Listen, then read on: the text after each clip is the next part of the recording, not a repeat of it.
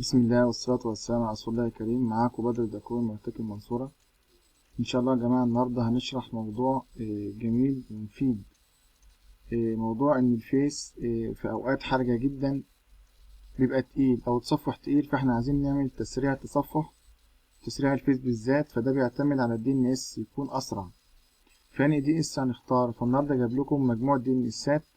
كل اللي هتعملها إن شاء الله هتاخد الرول دهوت من أول هنا كده كوبي، وتفتح عندك سيرفر الدمج والتوزيع. لو انت عندك دمج بس هتحطه في دمج وتوزيع مع بعض، هتحطه في الدمج والتوزيع مع بعض.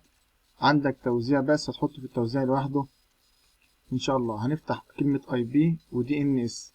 هلاقي دي ان اس عندي بالمنظر ده بعد ما احط الرول. يعني بعد ما احط الرول ناخده كده كوبي، زي ما انا خدت الرول كده كوبي بالظبط من هنا، وافتح النيو تورمال. تمام، واقول له كليك يمين وبسط، هينزل لي بنفس المنظر ده بالطريقة دي. طبعا اول DNS يا جماعه بتاع الفيس خاص موقع الفيس نفسه، والتاني بتاع جوجل، والتالت بتاع جوجل، والتالت بتاع اللي هو الموقع الروسي، وموقع الروسي اهوت، والتركي.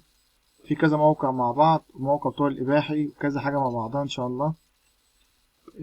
هيظبط معاكم وهيشتغل معاكم بكفاءه جدا وسريع عن تجربه. حاليا في الوقت اللي احنا بننزل فيه الفيس فيه تقيل، فان شاء الله بعد ما غيرت الDNSات في الدمج والتوزيع ظبط معايا جدا، وتصفح بقى معايا سريع.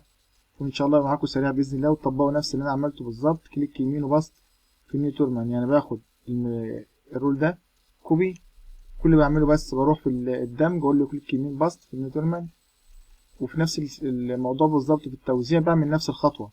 الاقي في DNS ظهر عندي بالمنظر ده، يظهر معايا بالمنظر ده ان شاء الله، ويظبط معاكم، وهتلاقوا التصفح معاكم بقى سريع وكويس باذن الله.